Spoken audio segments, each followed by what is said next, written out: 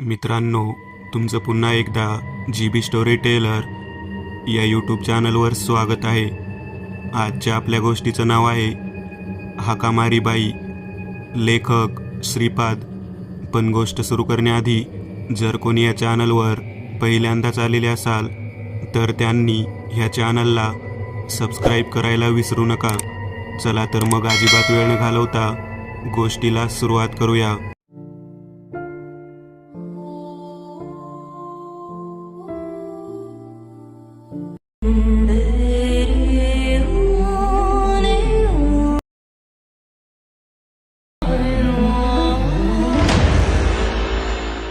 मी बहुतेक 10-12 वर्षांचा होतो. नुकताच किल्लारीचा भूकंप होऊन गेला होता आणि आमची उन्हाळ्याची सुट्टी चालू होती. त्यामुळे आम्ही सालाबादप्रमाणे माझ्या आजोळी मुक्काम पोस्ट औंढी आमचा चंबू गबाळ घेऊन डेरे दाखल झालो होतो. आता सुट्टी संपल्यावर शाळा सुरू होईपर्यंत आमची तिथे मजा चालत असे. तसं पाहायला गेलं तर 200 उमऱ्याचं ते छोटंसं गाव, त्यात माझ्या मामाचे घर हे एकमेव ब्राह्मण कुटुंब. गावातली लग्न, सत्यनारायण, इतर छोट्या मोठ्या पूजा ह्या आजोबांकडे असत. त्यामुळे बामण काकाची नातवंड म्हणून आम्हाला गावात सगळे ओळखत असत. गावातले किराणा दुकानदार शिवानाना चेष्टेने आम्ही आलो की हमखास म्हणत, ही कार्टी आली बामणाची गव्हाचं पोतं संपवायला.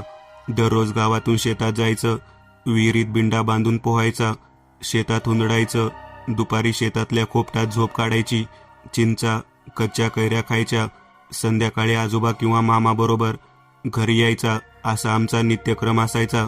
त्या वर्षी गावात भूकंपामुळे बरीच घरं पडली होती. आमचा वाडा चांगला बांधीव असल्यामुळे त्या वाड्याला काही झालं नव्हतं. पण पुन्हा भूकंप होईल या भीतीने माझ्या मामाने वाड्यासमोरच्या पटांगणामध्ये छोटी झोपडी केली होती. रात्री सगळे भूकंपाच्या भीतीने त्यामध्ये झोपत असू. मी त्या काळात भयानक भित्रा होतो. साधं वाऱ्याचा जरी आवाज आला तरी तडक आतल्या खोलीत धूम. माझा मामा माझी भीती जावी म्हणून मुद्दाम मला शेताच्या एका कोपऱ्यात सोडत असे आणि तो दार धरायच्या निमित्ताने वर खोपट्याकडे येऊन बसत असे. मी कसा बसा रडत घाबरत ऊसामधून वाट काढत वर पुन्हा खोपटाकडे येत असे. शेतात गहू काढणीला आला होता. पूर्ण काढणी झाल्यामुळे आणि गव्हाची मळणी यंत्र त्या दिवशी शेतात आला असल्यामुळे मामाला उशिरापर्यंत त्या दिवशी शेतात थांबावं लागणार होतं. मामा म्हणाला, तू जा घरी, आम्हाला उशीर होईल. मी एकटाच नेमका त्या दिवशी मामाबरोबर आलो होतो. रस्त्यात स्मशानभूमी असल्यामुळे जाम टरकलो होतो. संध्याकाळचे 7:30 झाले असतील. शेवटी रस्त्यातून गावाकडे माझ्यापेक्षा थोडा मोठा गण्या जाताना दिसला. मी पटकन मामाला सांगून त्याच्याबरोबर गावात जायला निघालो. खरं तर मला गण्या अजिबात आवडत नसे. तो येता जाता मला काही ना काही कारणाने चिडवत असे. पण म्हणतात ना, आडला हरी. 1.5 किलोमीटरचं अंतर त्याच्याबरोबर चालत जाताना त्याने आधीच मला वेगवेगळ्या भीतीदायक गोष्टी सांगायला सुरुवात केली होती. त्या सगळ्यात नवीन म्हणजे हाकामारी बाई. तो सांगत होता की हाकामारी बाई रात्री येते आणि ती आपल्या जवळच्या व्यक्तीच्या आवाजात हाक मारते. तिच्या हाकेला आपण उत्तर दिलं की आपण लगेच मरतो. त्यासाठी सगळ्यांनी गावात वाड्यावर आणि दरवाजावरती चुन्याच्या फुल्ली आणि काही लिहिलं होतं. मला बऱ्याच वाड्यावर केलेल्या खुणा त्याने रस्त्यात येताना दाखवल्या. कसंबसं घरी आलो, ते पूर्ण घाबरूनच. तर आधीच तार आणि त्यात गेलं वार या म्हणीप्रमाणे मी आधीच भित्रा आणि त्यात असलं काय ऐकल्यावर तर आमची काय भंबेरी उडाली असेल. त्या रात्री त्याच गोष्टीचा विचार करत मी झोपी गेलो. रात्रीमध्येच कधीतरी आसमादिकांना जाग आली तर लाईट गेली होती. झालं. मला त्या किरळ शांततेत एकच आवाज येत होता, थोड्या अंतराने, साहेब टरकले ना. त्या रात्रीत बाहेरच्या मोकळ्या थंडाव्यातही मला घाम फुटला होता. माझ्या मनात लगेच विचार आला, आली हाकामारी बाई. आता कुठल्याही क्षणी ती हाक मारेल आणि आपण हो दिलं की आपलं आटोपलं. डोळे सताड उघडे ठेवून तोंड घट्ट मिटून बसलो होतो. शरीराची हालचालही करीत नव्हतो आणि त्यात आजीचा आवाज आलाच, श्रीपाद, श्रीपाद, का रे जागा झालास? काही उत्तर द्यावं तरी पंचायत. जोरात भोकाड पसरला असतं, पण भीतीने आवाज पण येत नव्हता. पण जेव्हा आजी जवळ आली आणि तिने जवळ घेतलं तेव्हा कुठं जीवात जीव आला. घाबरून तिला मिठीच मारली. आजीनं विचारलं काय झालं. मी सांगितलं की मला पैंजणाचा आवाज येत होता. आता येतोय का? मी नीट ऐकलं तर अजूनही येतच होता. एव्हाना लाईटही आली होती आणि मामाही जागा झाला होता. नीट पाहिलं तर तो आवाज म्हणजे माझे आजोबा लईमध्ये घोरत होते आणि मी मात्र भीतीने त्याला घुंगराचा आवाज समजत होतो. नंतर खूप हसलो आम्ही सगळे, अर्थात बाकीचे सगळे माझ्या भित्र्या स्वभावावर. आज जरा मला अस्वस्थ वाटत आहे, थोडी चुटपुट घाबरल्यासारखं वाटत आहे, काहीतरी बिनसल्यासारखं वाटत आहे. या बंगल्यात खाली कोणीतरी राहायला येईल असं दिसतंय. आज घरमालक कुणाला तरी घर दाखवायला आला होता. वरच्या मजल्यावर काही आला नाही. कुणाला तरी खालची बाजू दाखवून खालच्या खाली निघून गेला. आम्ही भाडं देत नसलो म्हणून काय झालं? आमच्या परवानगीशिवाय कुणाला भाड्याने असं कसं देऊ शकतो? बघायला पाहिजे त्याच्याकडे. मी तर चांगली कजाग आहे, पण माझा नवरा अजिंक्य, त्याला तर हल्ली जाम घाबरतो आमचा घरमालक. मला प्रसंग आठवून सुद्धा हसू येते. अहो, मी कोण हे सांगितलंच नाही. मी सुनीता, मी, माझा नवरा अजिंक्य आणि आमचा छोटा मुलगा नयन, असे आम्ही तिघे राहतो या घरात. जरा आडबाजूला आहे हा बंगला, पण आम्हाला चालतो. इतकी वर्ष झाले राहतोय, कसली म्हणून काळजी नाही वाटत इकडे. असेही बाप लेक दिवसभर नसतात, रात्री येतात. माझ्या लेकराला खाली झाडाजवळच्या झोपाळ्यावर खेळायला खूप आवडतं. आधी पडेल का काय ही भीती वाटत असायची. आता काही काळजी नाही वाटत. उशीर झाला, कधी येत आहेत काय माहीत.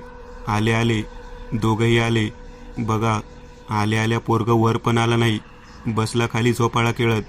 कसली म्हणून शुद्ध नाही, कार्टन नुसतं झोके घेत बसतं. अजिंक्यशी नवीन बिराडाबद्दल थोडं बोलते आणि खाली नयनशी खेळायला जाते. काय करावं बरं? सुनीताने सांगितल्यापासून राग नुसता अनावर झालाय. उद्या येऊ तर दे असा त्रास देतो की बघूच किती दिवस राहतात. सुनीता काही घर सोडत नाही. आम्ही आलो की नयनबरोबर खाली झाडाच्या जवळ झोके घेत बसते. किती वेळा सांगितलं, पोराबरोबर झोके घेत जाऊ नकोस. रस्त्याने लोक येत जात असतात, त्यांच्या नजरा वाईट असतात. तशी ती सांभाळून घेईल म्हणा. तरी आपलं वाटतं. मोकळा रोड आहे, त्यामुळं माणसं गाड्या इथून जोरात चालवत असतात. पण माझ्या सुंदर बायकोच्या जोराच्या झोका घेताना बघण्याच्या नादात धड पडतात. पूर्वी खूप चिंतेत असायची माझी बायको. मी केलेल्या चुकांचे त्यांना दुष्परिणाम सोसावे लागले. पण आता काही काळजी नाही. आमचा तिघांचा कुटुंब सुखी कुटुंब. आम्हाला दुसरं कोणी लुडबुड केलेलं अजिबात आवडत नाही. घरमालक मिळाला एकदाचा भाडेकरू. वडिलांनी त्यांच्या म्हातारपणी राहायला म्हणून तो बंगला बांधला आणि वास्तुशांतीच्या दिवशीच वारले. वास्तुशांती राहूनच गेली. नंतर बंगला रिकामा नको म्हणून वरच्या मजल्यावर भाडेकरू घातले आणि चूक केली. भाडं मिळायचं तर दूर, पण नसती पिढा मागे लागली. जाऊ दे, आता खालचा मजला परत एकदा आज दिलाय भाड्याने. हे कुटुंब किती दिवस राहतं काय माहीत. माझा हा कपड्याचा धंदा बघू का त्या बंगल्याचा बघू? पप्पानी एवढा धंद्याचा व्याप ठेवून गेलेत मागे, त्यात या बंगल्याची कटकट. विकावं म्हणलं तरी कोणी घेत नाही. असो, उद्या येऊन भाडे करून नीट राहावे म्हणजे झालं. रोहिणी, प्रशांतची बदली या शहरात झाली आणि आम्ही या शहरात बदली करून घेतली. इथं राहायला घर मिळावं म्हणून किती फिरलो, पण स्वस्त भाड्यात काही कुठे जवळ फ्लॅट मिळत नव्हता. कुणाच्या तरी ओळखीने प्रशांतला हा बंगला भाड्याने मिळाला. काही डिपॉझिट न घेता त्या भल्या मालकाने काल आम्हाला दिला. पण माझा नवरा म्हणाला, नशीब चांगलं आहे रोहिणी आपलं. आज सगळं सामान घेऊन आम्ही इथे शिफ्ट झालो. एक माणूस साफसफाईला यायला तयार नव्हता. आज सगळ्या 5ही खोल्या साफ करता करता नाकी नऊ आले. बहुतेक वरच्या मजल्यावरही तेवढ्याच खोल्या असतील, पण आपला काही वर जायचा संबंध नाही म्हणा. आहे याच खूप आहेत खोल्या, पण बाहेरचा तो झोपाळा मात्र छान आहे. प्रशांत ऑफिसला गेला की मला काय काम आहे, मस्त झोके घेईन. पण इथे एक वेगळी शांतता आहे आणि बाहेर ते मध्येच येणारे आवाज. जाऊ दे, झोपते आता. सुनीता, खाली लोक राहायला आलेत आज. माझं लेकरू बिथरलंय, खाली खेळायला गेला नाही. मीच एकटी रागाने झोपाळा खेळत बसले कितीतरी वेळ. अजिंक्य जोरात तरातरा वर एरझाऱ्या घालत होता. त्यामुळे असं वाटत होतं की अख्खा घरचा छप्पर हालतंय. माझ्या नवऱ्याचा रागच फार बाबा. आज काय करून बसेल सांगताच येत नाही. मीच एकटी त्या बाईला सांगू का की इथे राहू नको, आम्हाला इथे आमच्याशिवाय दुसरं कोणी राहिलेलं चालत नाही. नाहीतर आम्ही तिघेही जाऊन त्यांना आता समजावतो की तुम्ही उद्याच्या उद्या हे घर सोडा. घर मालक, सकाळी सकाळी ते कालच राहायला आलेलं भाडेकरू कुटुंब आमच्या घरी आलं. मालक, आम्हाला नाही राहायचं या घरात, आम्ही जातोय घर सोडून. ते ॲडव्हान्स भाडं तुम्हालाच राहू दे, पण तुम्ही आमचं सामान आम्हाला आणून द्या. ही 8वी वेळ आहे, कोणीही भाडेकरू तिथे टिकत नाही, सगळे घाबरून पळून येतात. वैताग आलाय नुसता.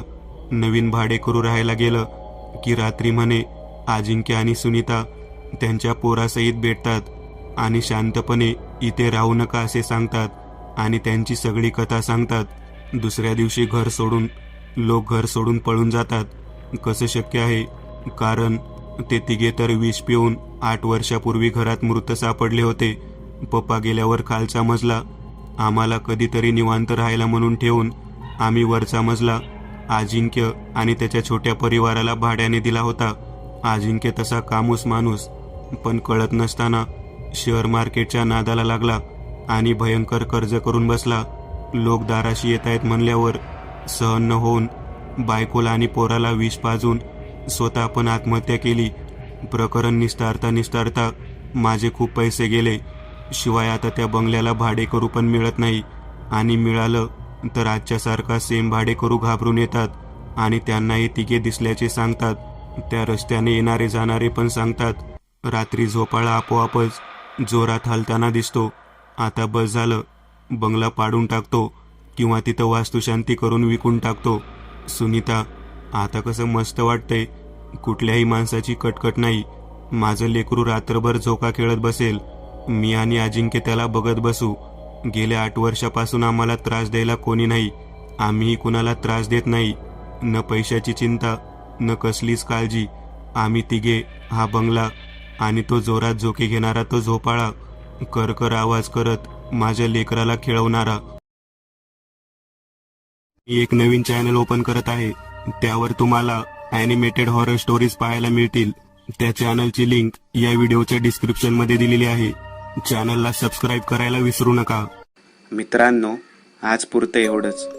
तुम्हाला जर काही गोष्ट आवडली असेल तर नक्की लाईक करा. तुमच्यापैकी बरेचसे जण व्हिडिओ लाईक न करताच पळून जातात, पण हा जर व्हिडिओ तुम्ही लाईक केला तर मला जरा बरं वाटेल आणि असेच भारी भारी व्हिडिओ बनवायची माझ्यात एनर्जी येईल. त्यामुळे नक्की लाईक करा. आणि अजूनही कोणी या चॅनलला सबस्क्राईब केलेलं नसाल तर लगेच सबस्क्राईब करून टाका. आणि बाजूची घंटी ती मात्र दाबायला विसरू नका, देवाची घंटी आहे ती. चला तर मग पुन्हा भेटूया अशीच एक आगळी वेगळी गोष्ट घेऊन पुढच्या